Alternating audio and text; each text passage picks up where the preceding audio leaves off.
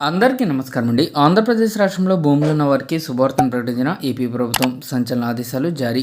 ఈ వీడియోలో వీటి గురించి పూర్తి వివరాలు అయితే తెలుసుకుందామండి. ముందుగా వీడియోని సపోర్ట్ చేసే వారందరూ కూడా వీడియోని ఒక లైక్ చేసి మీ తోటి ఉద్యోగ మిత్రులకు వీడియోని అయితే షేర్ చేయండి. ఛానల్ని ఫస్ట్ ముందుగా విజిట్ చేసినట్లయితే తప్పనిసరిగా సబ్స్క్రైబ్ అయితే చేసుకుని పక్కన ఉండే బెల్ సింబల్ని యాక్టివేట్ చేసుకోండి. ఆ భూములు ఇళ్ళు మీవే ప్రభుత్వం బంపర్ ఆఫర్ అయితే చేయడం జరిగింది.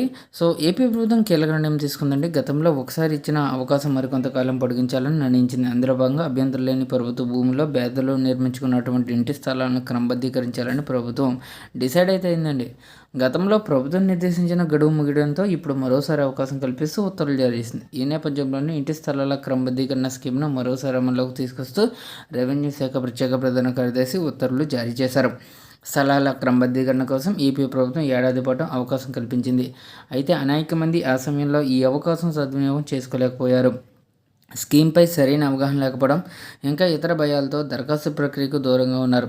దీంతో ఈ ఏడాది మరోసారి దరఖాస్తులకు అవకాశం కల్పించాలని పార్టీ నేతల నుంచి వచ్చిన వినతుల మేరకు ప్రభుత్వం మరోసారి నిర్ణయం అమల్లోకి తెచ్చింది.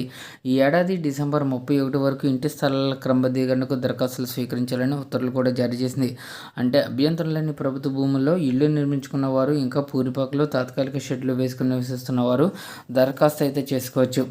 చెరువులు, కుంటలు, కాలువ, చెరువు, పారంబోకు, డిఫెన్స్, ఇతర కీలకమైన ప్రభుత్వ ప్రయోజనాలతో ముడిపడిన భూముల్లో క్రమబద్ధీకరణకైతే అవకాశం ఉండదు. ఇక నివాసయోగ్యమైన ప్రాంతాల్లో ప్రభుత్వ భూముల్లో అభ్యంతరం లేని పక్షంలో క్రమబద్ధీకరణకు అవకాశం కల్పిస్తారండి. మార్గదర్శకాలు కూడా జారీ.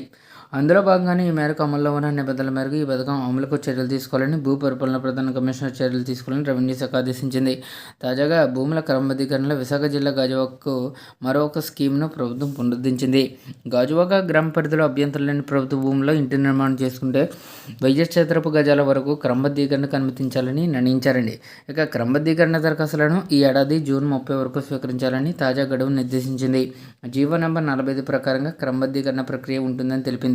ప్రభుత్వం జారీ చేసిన తాజా మార్గదర్శకాల మేరకు పేదలకు మరింత ప్రయోజనకరంగా ఉంటుందని కూటమి నేతలు చెబుతున్నారు. ఈ పథకం గురించి అవగాహన పెంచే విధంగా ప్రభుత్వం కసరత్తు అయితే చేస్తుంది.